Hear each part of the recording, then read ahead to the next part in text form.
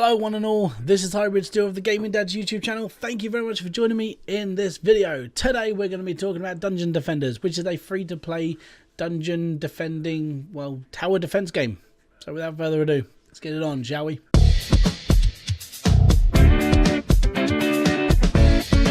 Okay, so Dungeon Defenders has been around for a little while, but it is completely free to play, so that's why I'm doing a review of it. Some of you gaming dads out there can't afford a lot of video games and you want something that's going to last you a while. This is definitely one of those games. So, Dungeon Defenders, what can you expect? It's a huge tower defense game, and the reason why I say huge is because ever since I started playing this game on and off over the last year or so, it has grown exponentially. The community in this game are still lively. There are still lots and lots of people playing this game on various different difficulties. They're not just like all the people who are here that are still veterans of the game. There are still new people turning up on this game daily, which is really nice to see in a game that's been around for a little while. The reason why I'm doing this review is because I like you prefer a game sometimes where you can just click onto it, lose your mind playing a game and just be happy playing something and then come back to it and then disappear for a while and then come back to it.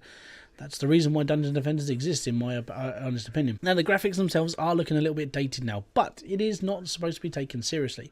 The graphics are colourful, happy, and genuinely a little bit more fun than other games that I've ever played. And to be fair, when you're actually in a game and people know what they're doing, the game does seem a little bit more fun to play. If you've got a team full of new people and they're not really sure what they're doing, it does get a little bit stressful. But if you get into like the upper levels, people know what they're doing, it's all good. Now, there are 4 characters you can choose from. That consists of the knight, the monk, the archer, and I can't remember the other one. So yeah, that's how long it's been since I played this game. Equipped in your character, basically as you go through the game you're going to be doing levels, and the levels unlock different currency. They're going to be unlocking different bits for your character as well.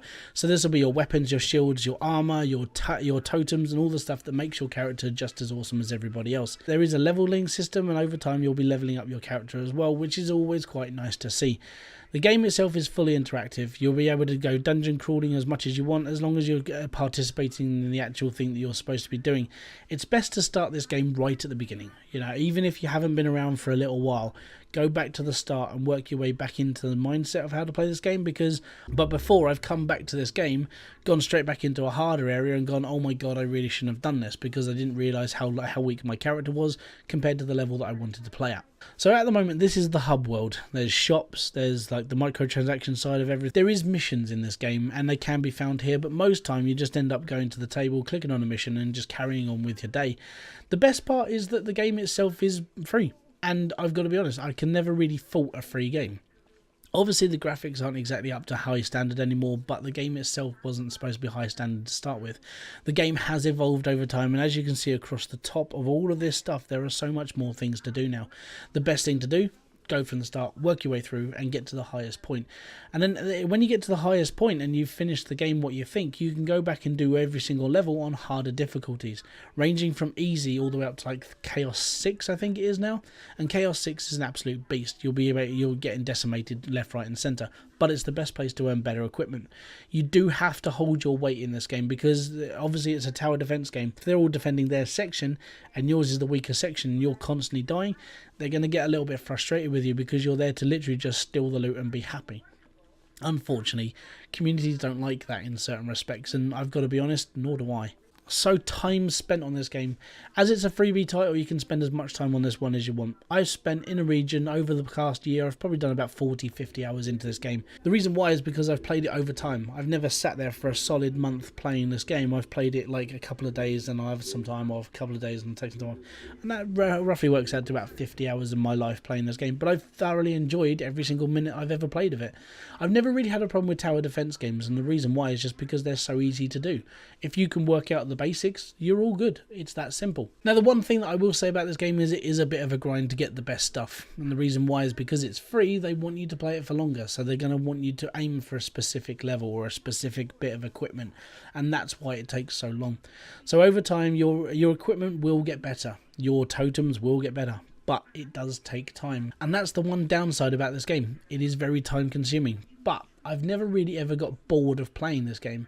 I've just moved on, played something else and then come back to it. I can never really say I've been bored of playing Dungeon Defenders 2, and I'm quite happy to say that.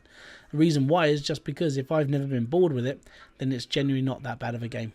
As you can see on the screen right now, this is just one of the levels. The purple lines that are represented on the floor is where the flow of the enemies are going to be coming from. The other people on my team are going to be taking on certain areas with their own defenses, and that is exactly what I do in this as well. You basically just want to focus on one area. You don't want to spread all your stuff out too far. The reason why is because if you spread out too much, then enemies are slowly going to get through. If you've got a full team of 4 people in the game itself, you're going to be a lot better off when it comes to actually putting stuff out. And a lot of people are going to walk into this and go, right, what do I do? So hoard one section.